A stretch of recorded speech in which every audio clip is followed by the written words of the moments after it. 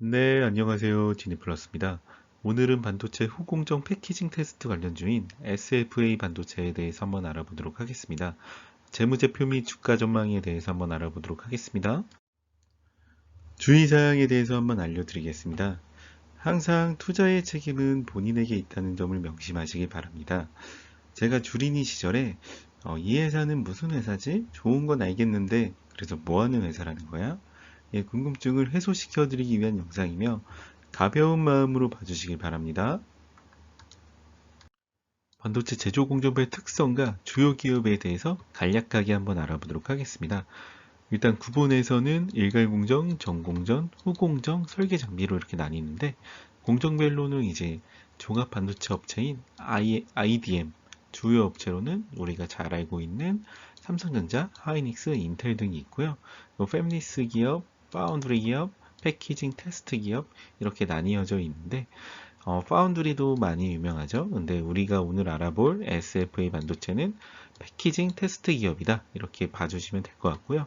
사업 특성에 대해서 한번 참고로 읽어봐 주시길 바랍니다. SFP 반도체는 2021년 9월 17일 기준으로 6,740원에 거래가 되고 있으며 시가총액은 1조 1,085억 원이며 52주 최고가는 1,300원이었고 52주 최저가는 4,800원이었습니다. 배당 수익률은 NA네요. 해당 회사는 코스닥이 반도체로 상장이 되어 있으며 섹터는 반도체와 반도체 장비로 분류가 되어 있습니다. 주요 주주를 살펴볼 건데 모 회사인 SFA의 3인이 55%를 보유하고 있고요. 자사수로 0.3%를 보유하고 있습니다. 해당 회사는 반도체 산업 후공정 분야인 반도체 조립 및 테스트 제품을 주력으로 생산하고 있으며 삼성전자와 하이니스 등의 반도체 패키징 솔루션을 제공하고 있다고 하네요. 증권이 포토에 있는 SFA 반도체의 자료를 가지고 왔습니다. 이제 특허 경영을 하고 해가지고 이제 특허권, 상표권 등 다소 지식 재산권을 보유하고 있다고 하네요.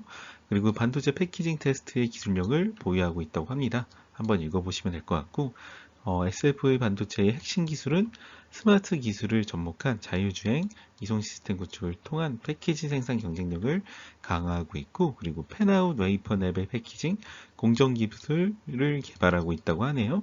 그리고 적용 산업을 보시게 되면 이제 패키징, 범핑, 테스트 이렇게 세 가지가 있습니다. 목표 시장 내 경쟁력과 그리고 정부 소부장 산업 강화 정책은 한번 읽어보시면 될 것 같고, 그리고 신제품 R&D에 주력을 하고 있는데 이게 뭐냐면은 스마트 기술을 접목한 자율주행 이송 서비스를 구축하고 있고요. 그리고 이제 패키지 제품 및 비메모리용 반도체 공정 기술 연구 개발에 주력하고 있다고 합니다.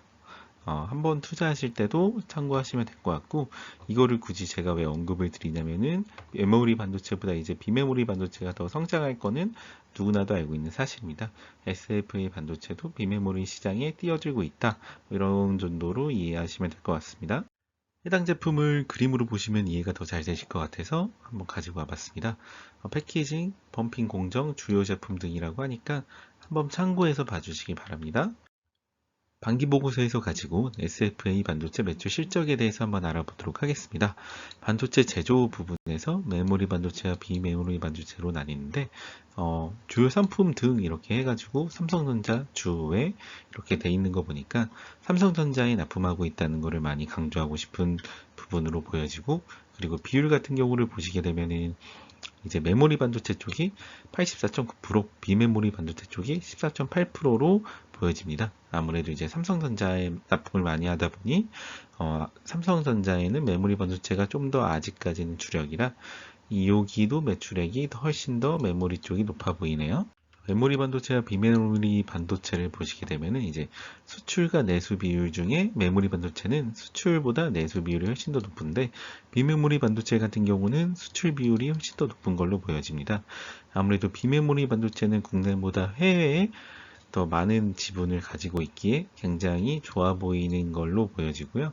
그리고 이제 3분기와 4분기 실적이 나와야겠지만 메모리 반도체 실적 자체는 비슷해 보이네요. 근데 비메모리 반도체 같은 경우는 19년도에 보다 20년도에 매출이 좀 더 줄었지만 21년도의 반기만 봤을 때는 3분기와 4분기를 봐야겠지만 그래도 비슷하거나 좀 더 높지 않을까 이렇게 생각을 하고 있습니다.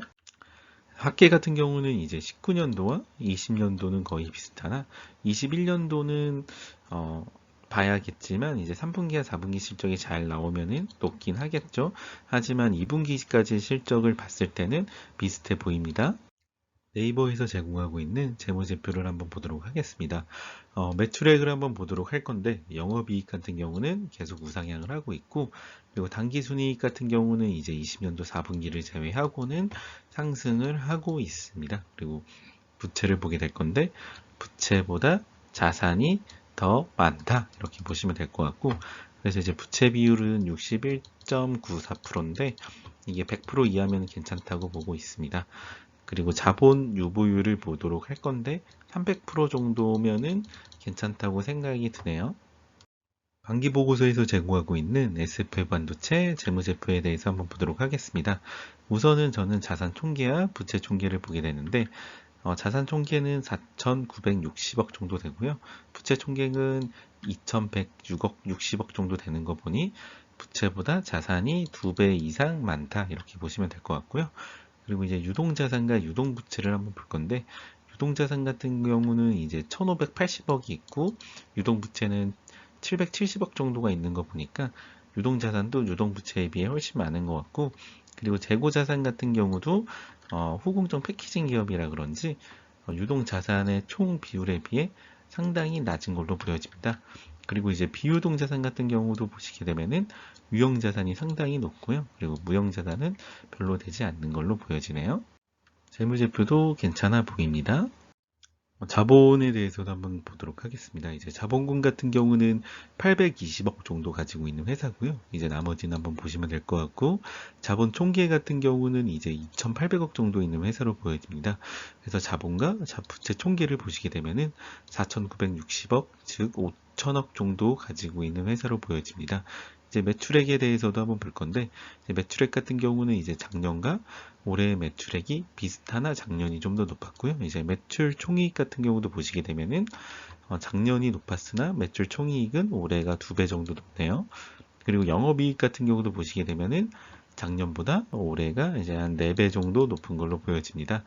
그리고 당기순이익도 보시게 되면은 작년보다 올해가 훨씬 더 높은데, 이것도 해당 이유를 보시게 되면은 이제 매출 원가에 대해서 작년보다 올해가 훨씬 더 싸서 그런 게 아닐까라는 생각이 듭니다. 매출 원가의 차이가 왜 이렇게 나는지 모르겠으나 그래도 매출 원가 때문에 매출액 자체는 작년보다 낮아도 총이익과 영업이익과 당기순이익은 높다라고 생각을 해주시면 될 것 같습니다. 증권 리포트에서 가지고 온 자료인데 이제 R&D 현황에 대해서 간단하게 짚어보고 가도록 하겠습니다. 비메모리 반도체 시장 입지를 확보하기 위해서 노력을 많이 하고 있고, 그리고 이제 공장 설비 구축을 통한 생산성 향상에 주력을 하고 있으며, 그리고 인공지능 시스템을 적용한 자율주행 이송 시스템을 개발하려고 노력을 많이 하고 있습니다. 즉 차량용 반도체에도 많이 뛰어들려고 하고 있는 걸로 보여지고, 거기서도 이제 패키징 기술을 개발하여 시장 입지를 확보하기 위해서 많이 노력을 하고 있는 걸로 보여집니다. 이거는 이제 증권 리포트에서 제공하고 있는 표를 가지고 온 거고요. 전체 반도체 비율 중에 차량용 반도체도 앞으로도 계속 상승할 걸로 보여지니 많은 관심을 가지셔도 좋을 것 같습니다. 감사합니다. 마무리를 해보도록 하겠습니다. 해당 영상은 참고용입니다. 투자의 책임은 항상 본인에게 있다는 점을 명심하시기 바랍니다.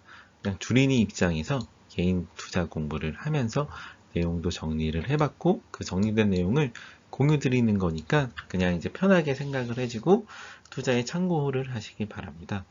그리고 해당 영상이 만약이라도 반응이 좋으면은 2부 영상도 한번 고려를 해보도록 하겠습니다. 감사합니다. 지니플러스였습니다.